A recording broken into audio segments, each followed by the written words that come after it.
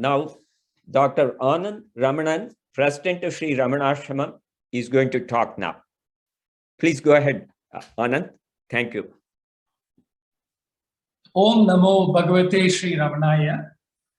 Dear brothers and sisters in Sri Bhagavan, a very good morning to all our friends in the continent of Asia, and a very good evening to all our fellow satsangis elsewhere. What a wonderful function we are having so far.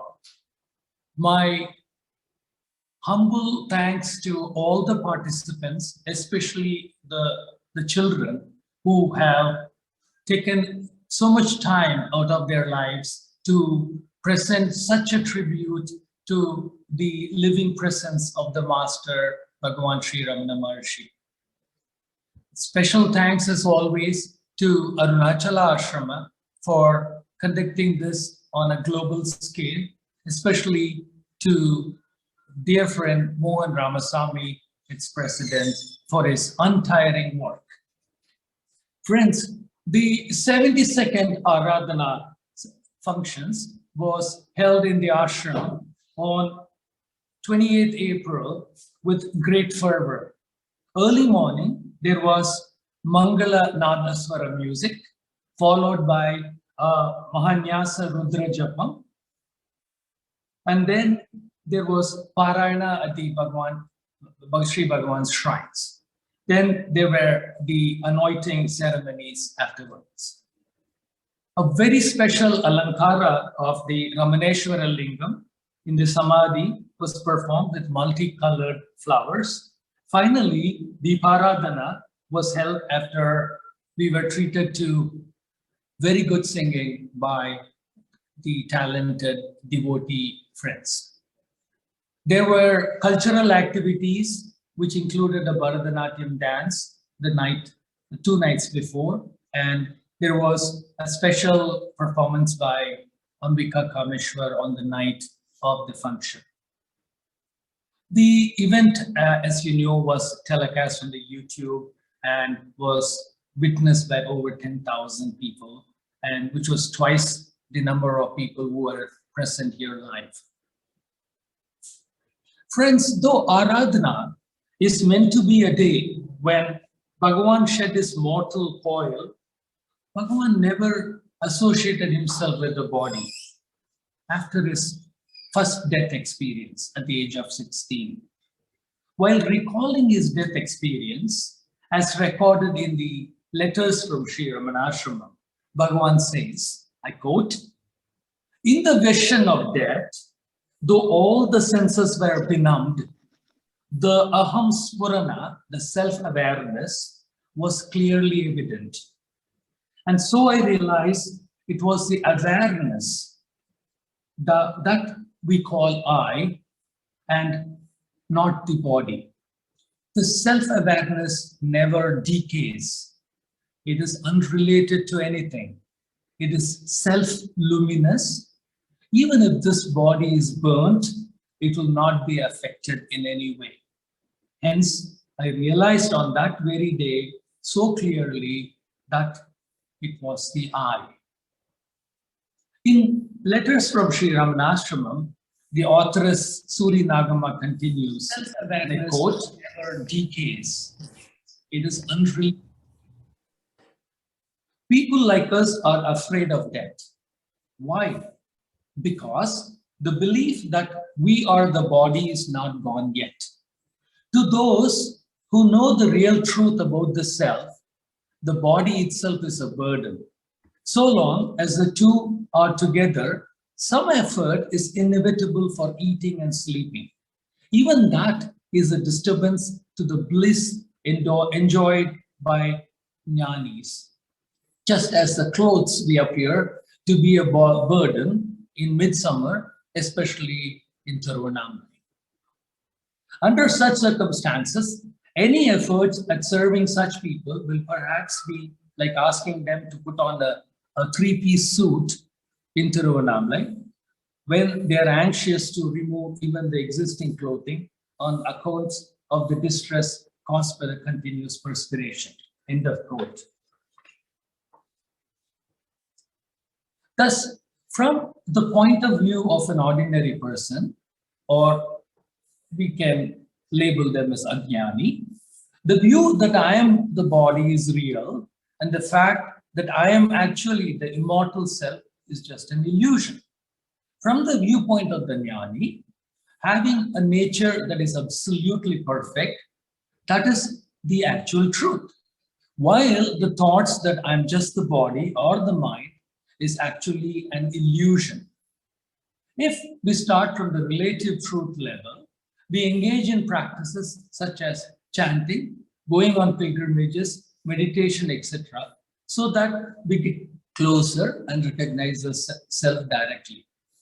However, the primary requisite is a true guru, a Sadguru.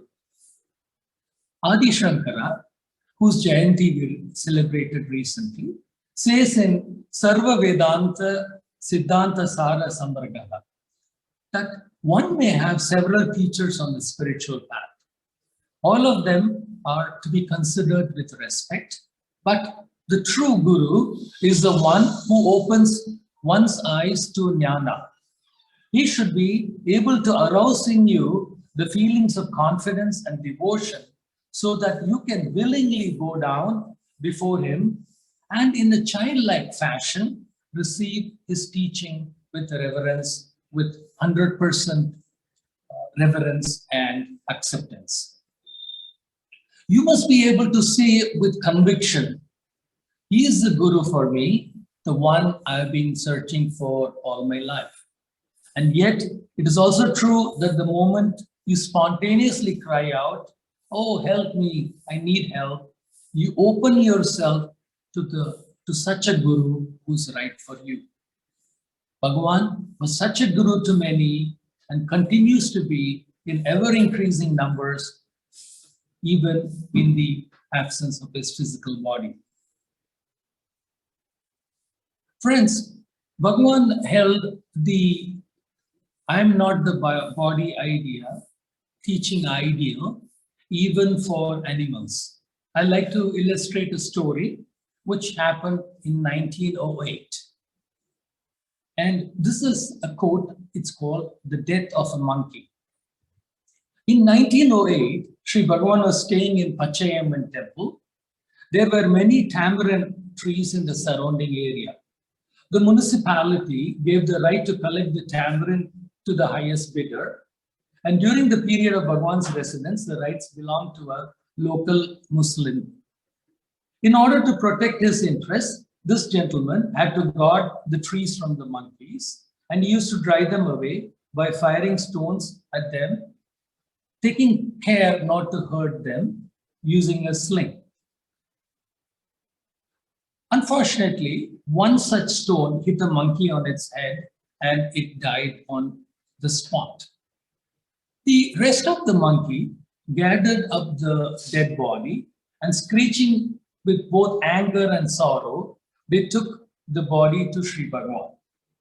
Their screeches grew louder in Sri Bhagavan's presence and their sorrow caused tears to trickle down Sri Bhagavan's face. Bhagavan's presence finally calmed the monkeys down, and when they were quiet, he turned to them and gave a gentle upadesa, quote, "For everyone that is born, death is inevitable. He at whose hands this monkey died will certainly meet death one day. So there is no need to grieve." End of quote. The monkeys seemed pacified by these words and they went away carrying the corpse with them. Now, 2 or 3 days later, the contractor became seriously ill. And since he had heard what Sri Bhagavan said to the monkeys, he interpreted the words to mean that Bhagavan had put a curse on it. He told his family about the incident, and since he was unable to travel himself, they went up to the temple to beg Bhagavan's forgiveness and to remove the curse cast on him, the imaginary curse. One of them said, "It is certain that your curse has hit him, so we beg you to be gracious enough to save him from death. Please give him some vibhuti, sacred ash, so that we can apply it on his head and then he'll certainly recover. Sri Bhagavan smiled at them and said, quote, "You're all mistaken. I never curse or bless anyone. I sent away the monkeys that came here by telling them the simple truth that death inevitably occurs to all those who are born. Moreover, I never give vibhuti to anyone. Please go home and nurse the patient whom you are all left all alone now." The family, however, were not convinced and they refused to move unless Bhagavan gave them some vibhuti. Finally, Bhagavan took some ashes from a nearby fire and presented them to the family. The family was overjoyed. They rushed home to apply the ash to the ailing relative. Needless to say, the ailing contractor was back on his feet within a few days. Bhagavan says, again I quote, "If a man considers that he is born, he cannot avoid the fear of death. Let him find out if he has been born or if the self has any birth. He will discover that the self always exists, that the body that is born resolves itself into thought, and the emergence of that thought is the root of all mischief. Find from where thoughts emerge, then you'll be able to abide in the ever-present innermost self and be free from the idea of birth or, importantly, the fear of death."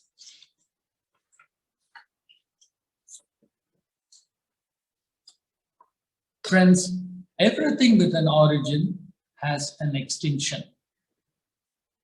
Every thought, feeling, sensation, memory arises and inevitably passes away.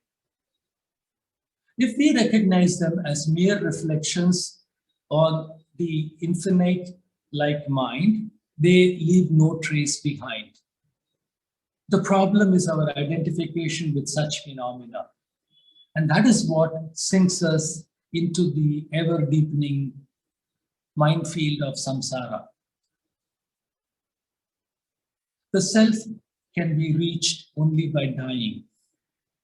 Friends, this dying is not the destruction of the body. True death is the extinction of the ideas, I and mind, the I am the body idea. I will illustrate a few incidents from Sri Bhagavan again. Mr. S. Iyer was an old devotee and a teacher in a local school. Once forced by circumstances to get employment outside Tirunelveli, he became very dejected at the prospect of physically parting with Sri Bhagavan, whom he used to visit daily. He informed Bhagavan of his sad affect and his agitation. The master, seeing his woebegone look, turned to the devotees and laughingly said, quote, "Look at this Swami. He claims to be my disciple of 30 years standing. Now he feels desolate for he's going to a place where Bhagavan is not." End of quote. This had an electrifying effect on his mood, and needless to say, Mr. Iyer was able to relocate to a new location where Bhagavan is always present. Next, news of someone's death was reported to Sri Bhagavan. He said, "Good." Then he continued, "The dead are indeed happy. They have got rid of the troublesome overgrowth of the body. The dead man do not grieve. The survivors grieve for the man who is dead. Do men fear sleep? On the contrary, sleep is quoted and the man says that he slept happily. One prepares for sound sleep. If the man died while yet alive, he need not grieve over others' death.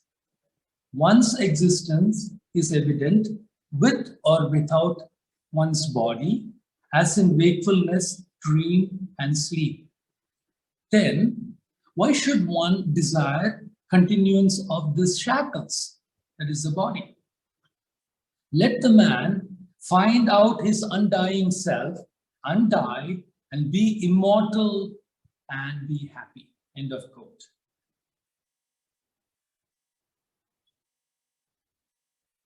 Friends, though Bhagavan demonstrated that he was different from his body by his utter disregard and supreme indifference to the same, his devotees often identified Sri Bhagavan with his physical frame. Sri Bhagavan always discouraged the devotion to his body. Bhagavan explained on many occasions that sincere inquiry about the I leads one away from the body, consciousness, and towards the Atman, which is the source of everything.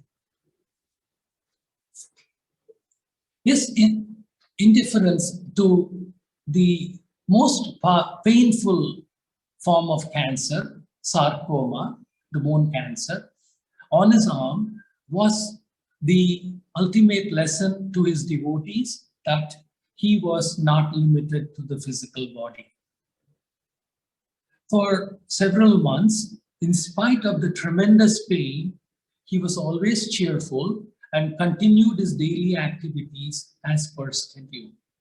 When devotees questioned how he could ignore the tremendous pain, he brought their attention to a sloka in Yoga Vashishta, quote, "When a person realizes that he's not the body, he will not be conscious of the pain, even though his body is cut to pieces. He is ever happy and sweet as a sugar candy, which does not lose its sweetness, even though it is cut into bits or powdered," etc. Quote. Moving to the present, to 2022, it amazes me to see the sincere devotees who inspire us every day in the ashram. The devotees visiting the ashram have never seen Bhagavan physically. They have never heard his voice or listened to his Upadesa in person. But one finds them in deep meditation in the old hall, and when it is full, in the Samadhi hall, even in the gardens in the ashram. They are oblivious to the surroundings. Often one sees them shedding tears of joy, and they seem to go around the shrine in constant ecstasy. What gives such exhilarating spiritual experiences to this ever-growing new visitors of Bhagavan, even in his physical absence? As Bhagavan always said, "Is this body Bhagavan?" When somebody expressed sadness at having to go back home from the ashram, Bhagavan said, quote, "What am I to do? You say this body is Bhagavan. I say that it is not. Now, if you insist, what am I to do?" End of quote. To others, he would say, "Look, he says he's going to a place where I am not." Friends, the new devotees of Bhagavan, as are the older devotees like all of us, are proof of his living legacy. One, it is Bhagavan's wonderful Shakti that continues to draw people and keeps many of the sincere devotees at the foothills of the holy hill around the ashram forever. In fact, Sri Bhagavan's power and influence has only continued to grow stronger since his Mahasamadhi. Muruganar once said, quote, "Bhagavan's real power will be seen not now, but only a few hundred years after his physical body is no more. But we will not be around to see those days." End of quote. Friends, though Bhagavan Ramana has left his human form, he will always remain shining here in the form of Arunachala, at the foothills of Arunachala, giving guidance and solace to his devotees. The power of Arunachala is the power of Ramana, the power of the Sadguru's grace. Bhagavan is very much alive. His continued presence in Sri Ramanashramam and elsewhere is continued to be felt by sincere seekers of truth.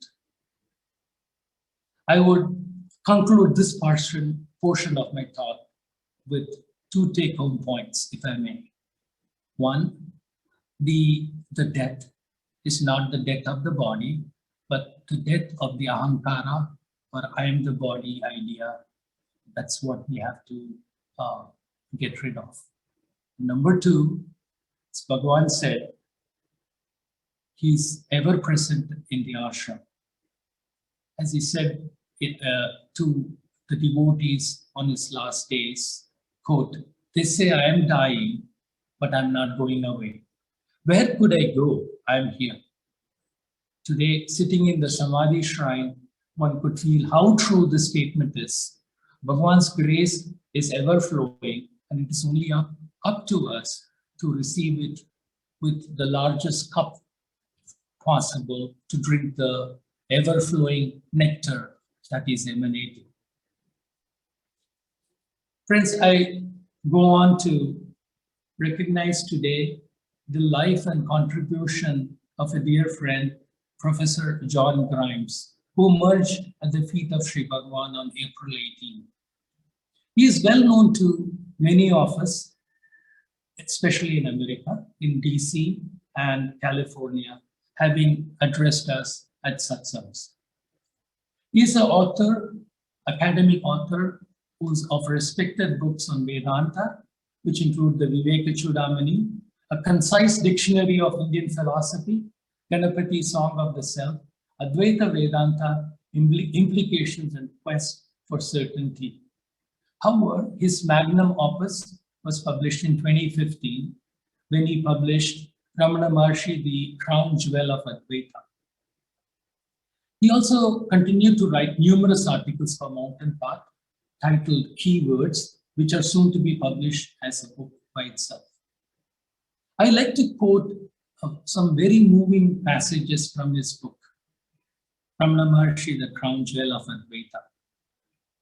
The chapter is titled Ramana's Contribution to Indian Philosophy.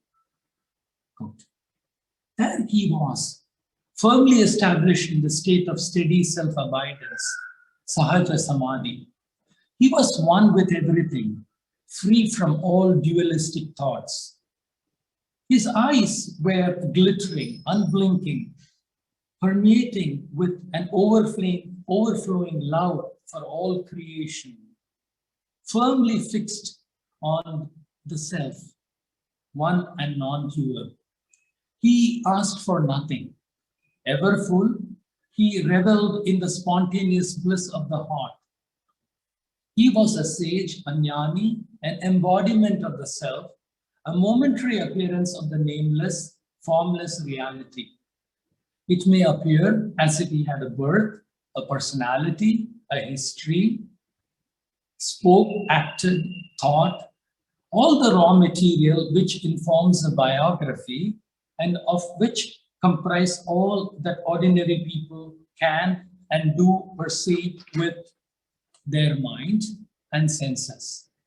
But no, all this is but a tale that the mind that is possessed by the defect of duality tells. In whatever way one perceives Ramana, know that Ramana remains what Ramana is, always has been and always will be. The nameless, formless, indivisible self.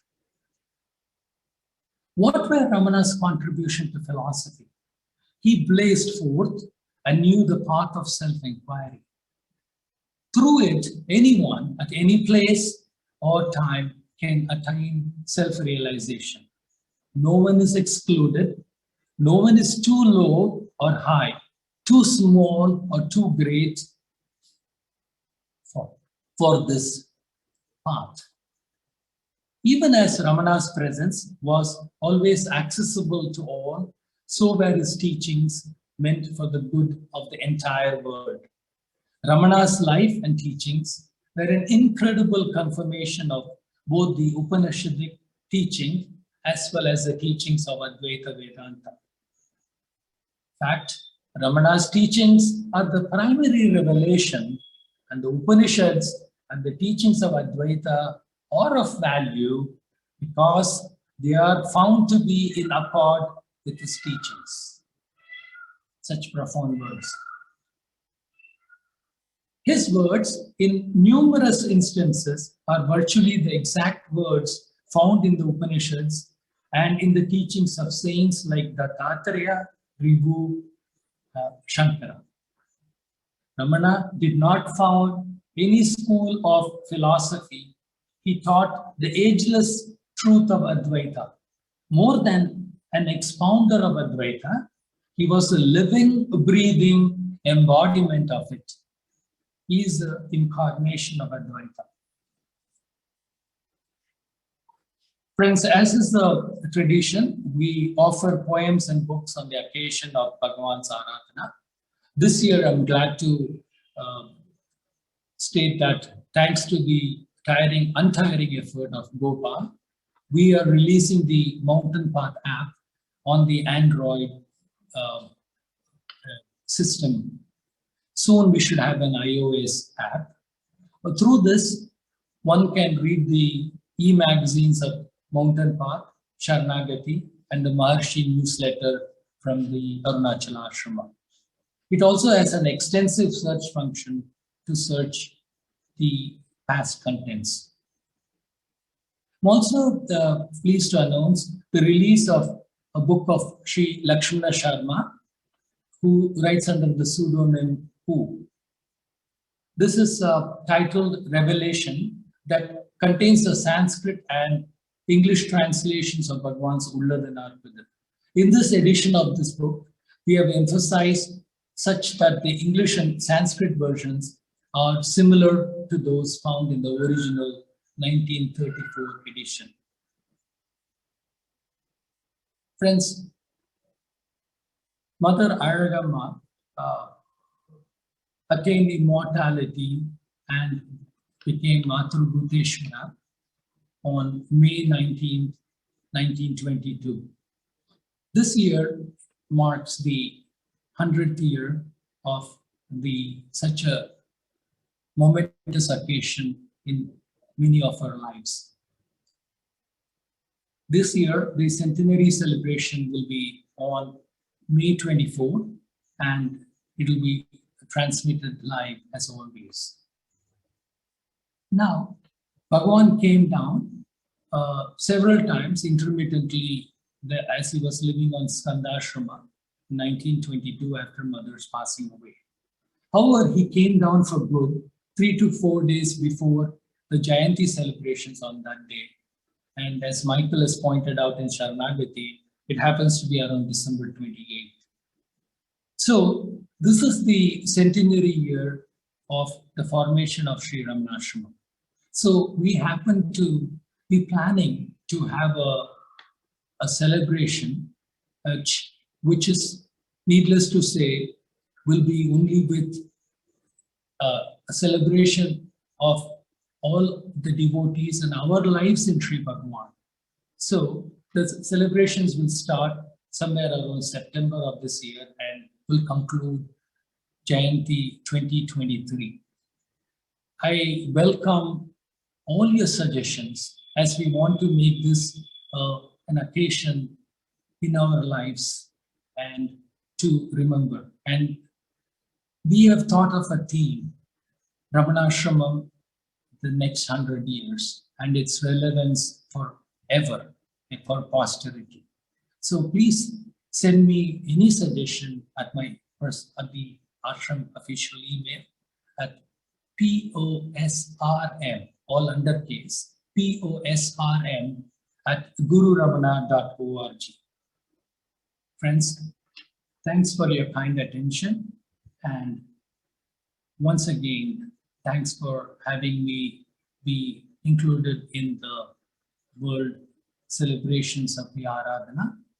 Om Namo Bhagavate Sri Ramanaya. Thank you, Dr. Anand Ramanan. As usual, we were very graceful when we requested for you to speak, although it was still 5:30 there. Thank you again. Now,